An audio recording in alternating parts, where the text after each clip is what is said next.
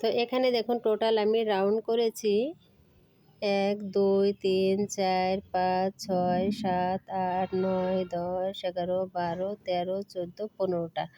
এখানে রাউন্ড বেড়েছে হচ্ছে 1 2 3 4 5 6 7 7টা রাউন্ড পর্যন্ত বেড়েছে।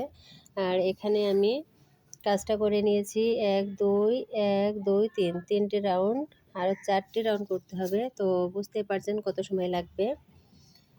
এখন নেক্সট রাউন্ড করব, তার জন্য এখানে প্রথমেই 3টে চেন করলাম। তো এখানে 5টা হয়েছে, তাহলে এখন 7টা হবে। এভাবে করে প্রত্যেক রাউন্ডে 2টি 2টি করে কিন্তু ডাবল কুশি বাড়বে। এখন আমি ফার্স্ট ঘরের ভেতরে 2টি ডাবল কুশি করলাম।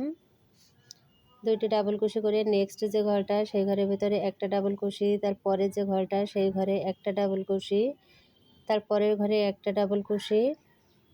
এখন এই যে শেষের যে ডাবল কুশিটা আছে, শেষের ডাবল কুশির উপরে সব কিছু হলুদ লাগছে কেন?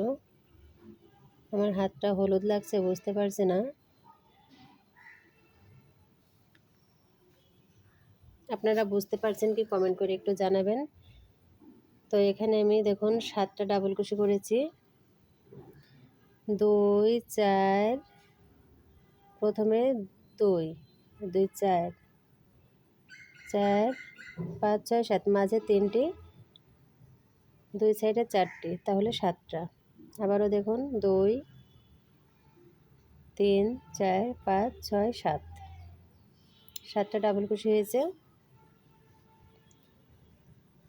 এখন একটা চেন করে নিলাম, একটা চেন করে এখন এই ঘরটা কমপ্লিট করব। ফার্স্ট ঘরের ভেতরে 2টো ডাবল কুশি করব, 1 2, 2টো ডাবল কুশি।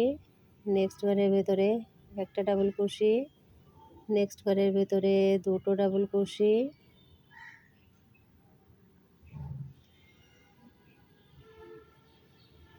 একটা ডাবল কুশি, এখানে 2টো ডাবল কুশি। টোটাল এই রাউন্ডে 7টি করে ডাবল কুশি এভাবে কমপ্লিট করতে হবে। একটা চেন, নেক্সট ঘরের ভেতরে 1 2, 2টো ডাবল কুশি, নেক্সট ঘরের ভেতরে একটা ডাবল কুশি, একটা ডাবল কুশি, নেক্সট ঘরের ভেতরে 2টো ডাবল কুশি, সরি এখানে একটা ডাবল কুশি, লাস্টে 2টো ডাবল কুশি করতে হবে। 1 2। তো কন্টিনিউ এই রাউন্ডটা এভাবে করে কমপ্লিট করে নেব। 7টা 7টা করে ডাবল কুশি করতে হবে।